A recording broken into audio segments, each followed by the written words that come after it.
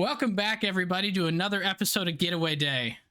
It is episode 36. I am Mason. He is Gautam. And it is finally the end of the baseball season. We have a new champion in the Atlanta Braves, and that means the season is over. So I am incredibly sad and also incredibly hyped for just an amazing showing last night by the Braves. They came out and showed that they deserved to win that World Series. And that's what we're going to talk about today. But before we do, if you enjoy our podcast and have enjoyed it this season, please subscribe to us on your favorite podcasting app or on YouTube to make sure you don't miss any future episodes. Follow us on Facebook and Twitter to see any notifications about like if we're going to open some baseball cards, which we have some really good stuff coming to the channel here really soon. It's in shipment here. And then we'll let you know about that.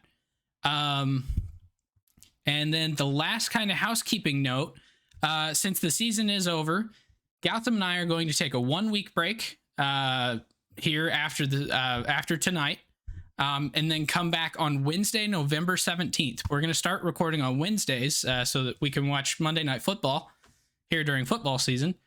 And yeah, so we're going to try a new time. We'll be back. We'll keep going all through the off season. So how are you doing, Gowie?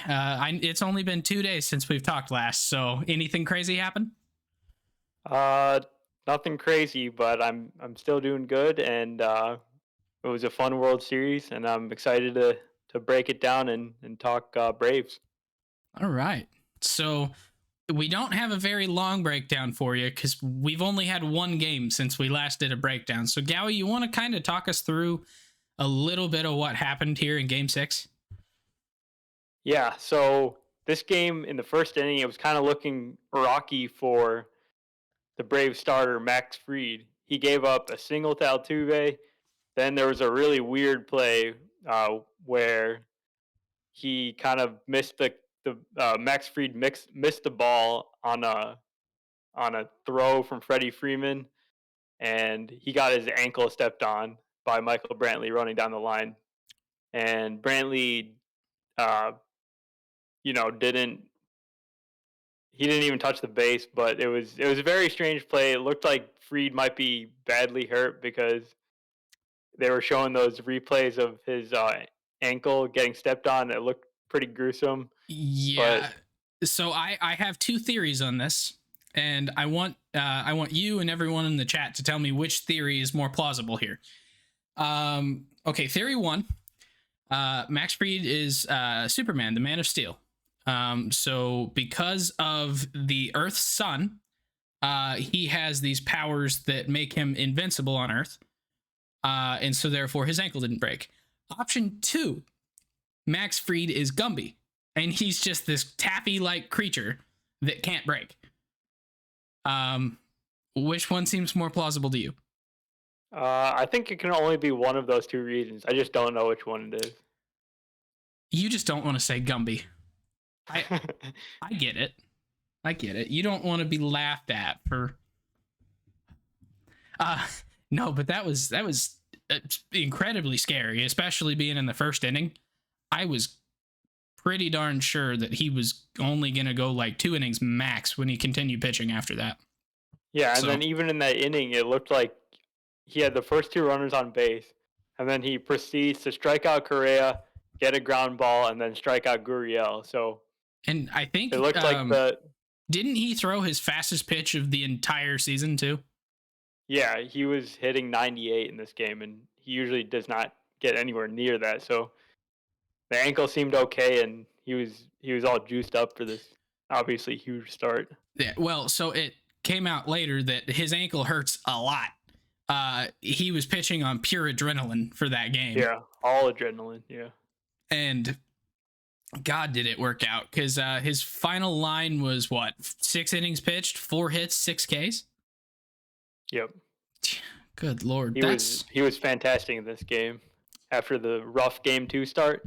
On the other side, Luis Garcia looked pretty good for the first 2 innings. Then he started to run into some trouble in the 3rd inning.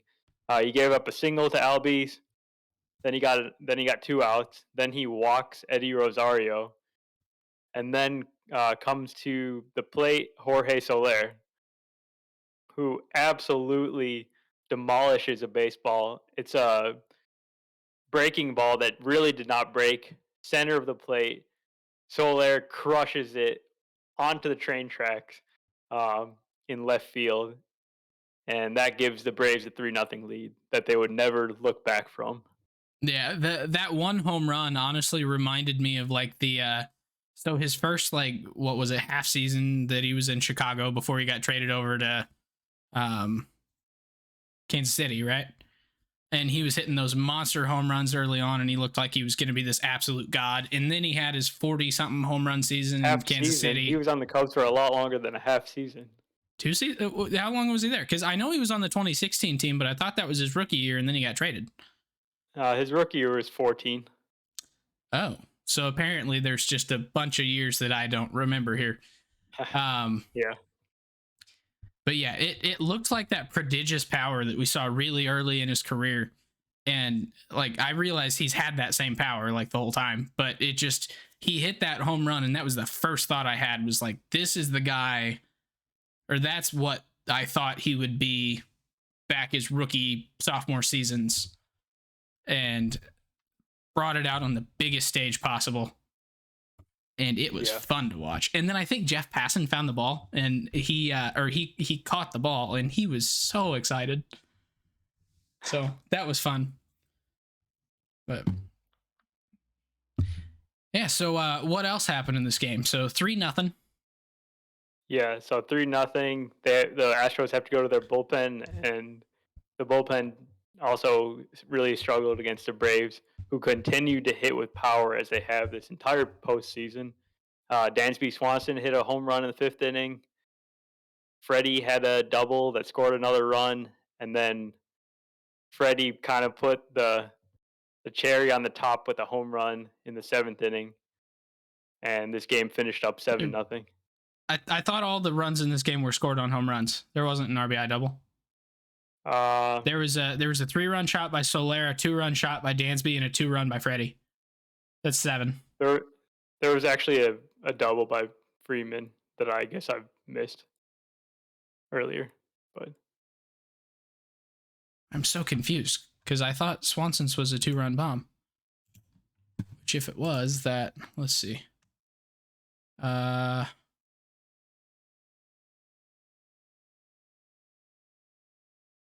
I'm looking at the plays. I see the Freeman Freddie's was a solo home run. That's where I'm wrong.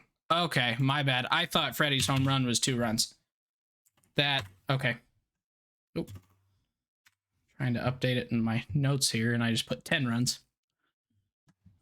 10-run home run by Freddie Freeman. If anyone can do it, it's him. But yeah, so there was, I think, 13 consecutive runs by the Braves were scored on home runs in this series. And so there were 5 potentially, and then the double in yesterday's game. And then so the 8 runs before that were all scored on home runs too. So the Braves broke out with power, which is kind of what we thought their lineup would do coming into this series. That is the one part of the lineup that I don't think anyone ever questioned, or the one part of their roster was their power. And I think Soler hit 3 home runs, Freddie hit 2, d'Arnaud hit 2, Duvall hit 1 or 2 in the series. So the power was definitely there. Yep. I think the recipe for the Braves all through the postseason was power in very timely situations. Their relievers just dominating basically every game, and starting pitching being pretty good, and then playing really good defense as well. So they were able to keep that up all month, and they beat really tough teams in the Brewers, the Dodgers, and now the Astros. So, I mean, they are a very deserving champion. Yeah, by far. I think the team down the stretch looked a lot better than they did at the kind of the beginning of the season, and when all their guys started getting hurt. And so they started getting hot at the end of the regular season, and everything just meshed at the end of the year. So they finished with not a great record. They were 87? 88. 88 and not 62. What did that be? 74? 88 They and only 74? played 161, but Nah, crap. Throwing me off not playing the last game. But yeah, so this team started looking a lot better down the stretch. You knew it was going to be kind of a little bit of a dark horse team, but definitely kind of undervalued by a lot of bettors and stuff coming in. And then they proved that they're just as good as everyone else. And that's without their two big guys and their ace, Mike Soroka, and their, I guess you consider him your lineup ace, your superstar, Ronald Acuna. So, and here they are in the promised land. So, but yeah, so great series by the Braves here. The World Series MVP, Jorge Soler, who in the World Series was 6 for 20 with 3 home runs, 6 RBIs, and a 1.191 OPS. Just he killed it in this series, which overall his postseason was kind of He was hurt for a little bit in there, or I think it was COVID. He missed the first 4 games of the CS with COVID. Yeah, and so he missed out on some ABs there. Was a little slow coming right back, but then finishing out the World Series strong. So, great play, or great series there by Soler. So, I guess off the top of your head, can you think of the last World Series MVP that was traded mid-season? The year he won the MVP. Let me think if I can even. Recent. I was gonna say, let me think if I can even think of it's probably last year, but I'm trying to think of who it was. Not last year. No. Let's see. 2019 would have been the Nationals. And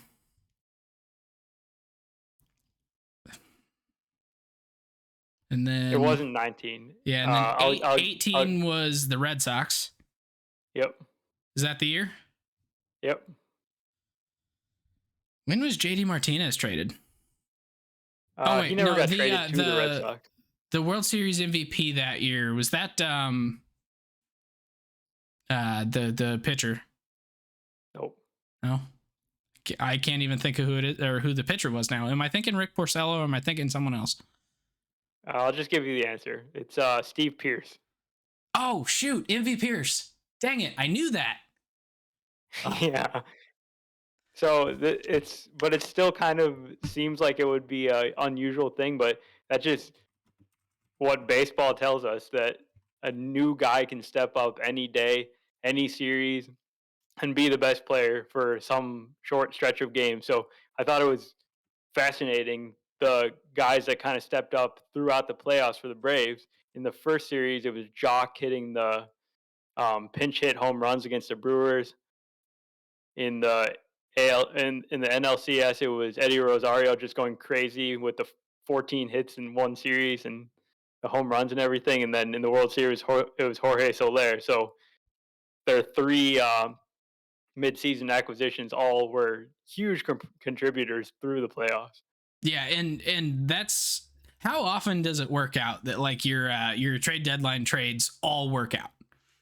It's not rarely. Yeah, it's usually like some of them work a little bit, some of them like don't really work out, but yeah, like every single move that Alex Anthopoulos made worked. Yeah, because like you had the 17 Astros traded for Verlander, that worked out great. Yeah. Then I think they had a couple other trades they made that year though, and I honestly don't remember who it was. Maybe Michael Brantley that year. Does that sound right? No, he didn't get traded to them. No, he signed free agent the next year. All right. But then this year, all 3 of the outfielders that they traded for, and was Duvall a trade this year, or was that? Yeah. Yeah. He was also a trade. So. And he was great too. Yeah. So their entire outfield was new in the middle of the season, and their outfield is probably the reason they won the series. So it's just impressive to me. But then the other piece that I think people are going to undersell, even though they know he's great. I know you're reading my mind. Freddie Freeman. How good was Frederick in this series? Freddie Freeman was just as good as Freddie Freeman always is.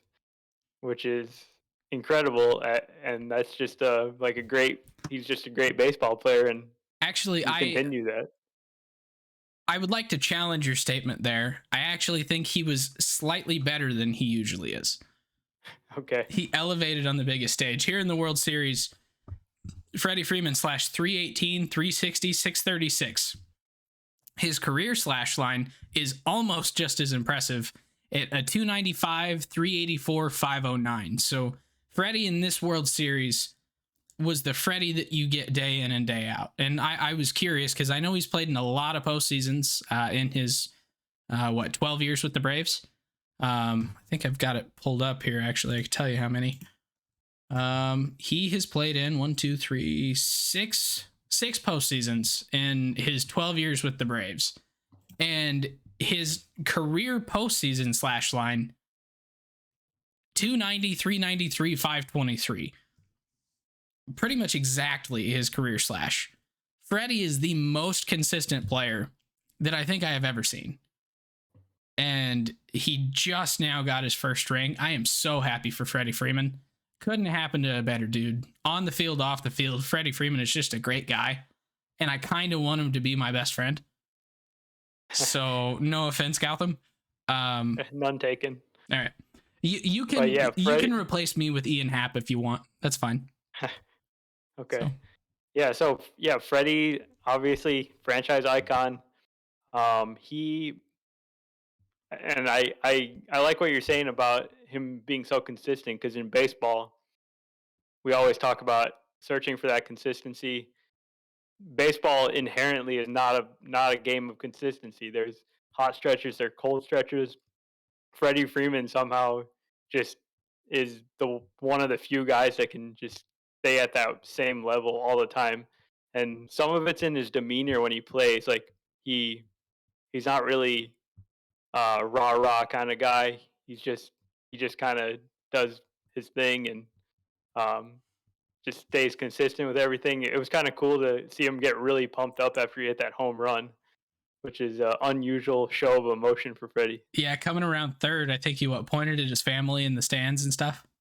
Yeah, that's so nuts because Freddie is locked into the game 100% of the time. He's the way that he goes about the game reminds me of pretty much every other superstar in the game, from Arenado and Goldschmidt to like Bryce Harper and Chris Bryant and Anthony Rizzo. They're locked in when they're playing, and there's not really a whole lot that can rile them up. There's not really a whole lot that can get them out of focus. Yet Freddie is the one who is always consistent. Because like your Goldschmidt is going to be cold at the beginning of the year, get hot in the middle of the year, and take off at the end of the year. Freddie from April to October, same guy. So it's impressive to me that he is a superstar. I think that's like no doubt, right? Yeah. Yeah. Yet he's probably one of the most like underhyped superstars that there is. Like he's perfectly rated. Everyone agrees he's probably one of the top 2 or 3 first basemen in the league. But he's just kind of there. He's a superstar. Nobody gets really excited about him. Nobody gets really mad at him. Nothing. But so I just think that's really, really cool that you have a guy like that in a league that's always hot or cold. People are mad at you. They love you, whatever. And we have this kind of stabilizing force. So, but yeah, and he finally got his ring, which is something that I think you and I have been wanting for him specifically, even though we didn't want the Braves to get a ring for a while now. Does that sound right?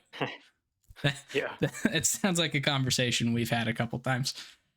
But yeah.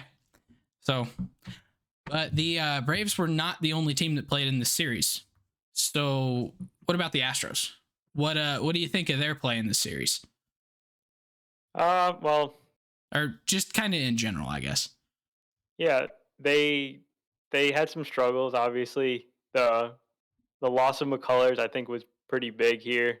They had to rely on some young guys that didn't pitch too well in the series, and Valdez and Garcia.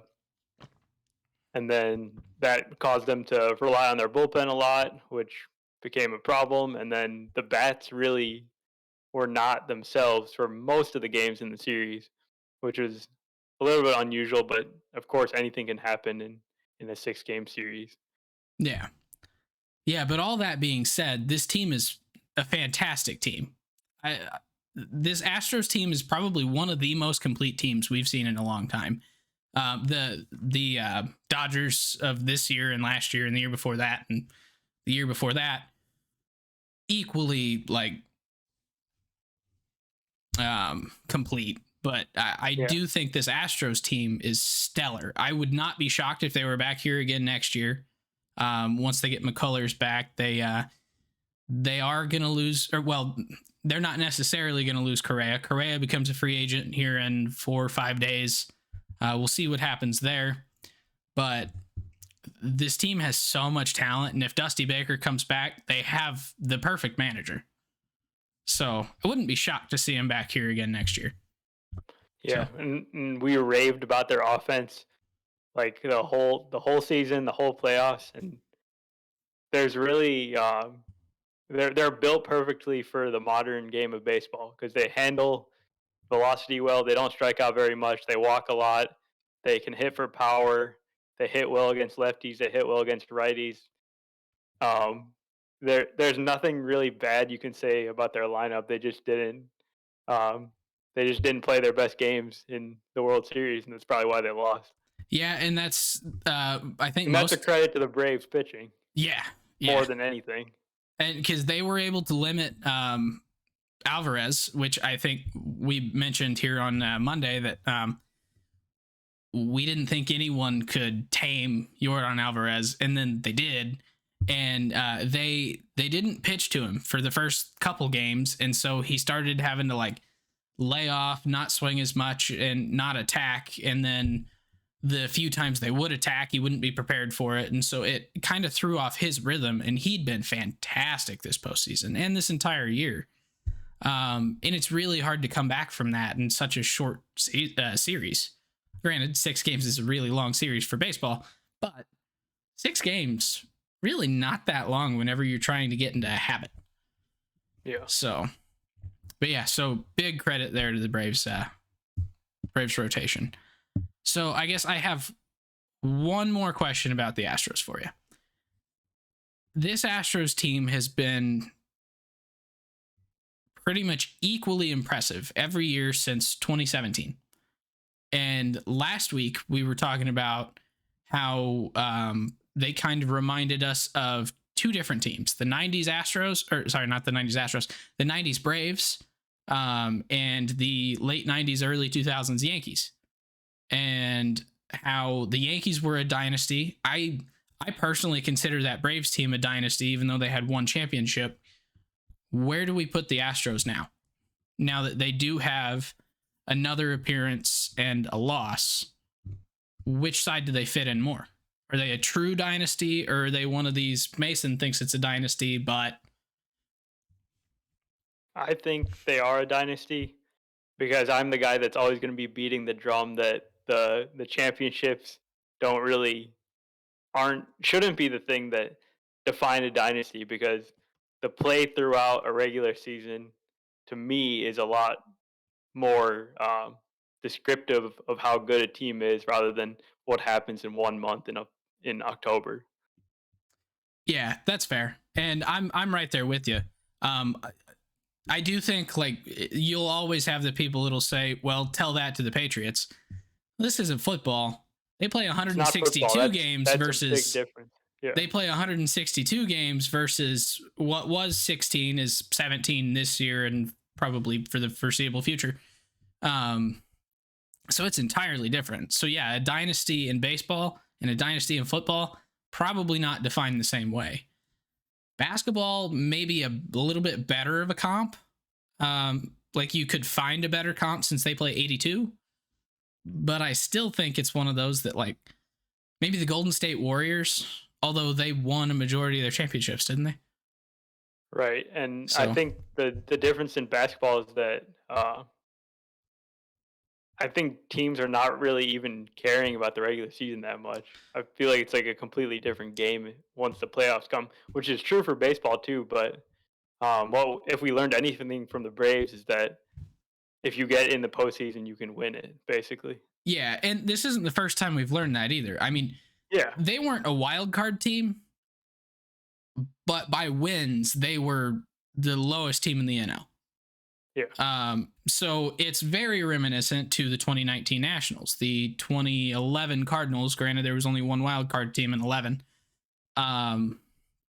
Teams like that end up coming from being the bottom of the people qualifying to then win. So yeah, October, anything can happen, and technically also November, because the last 3 years we've had games in November.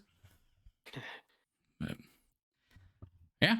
So Astros Dynasty, the Braves team, I think is at the start of a championship window that I think could be really, really good.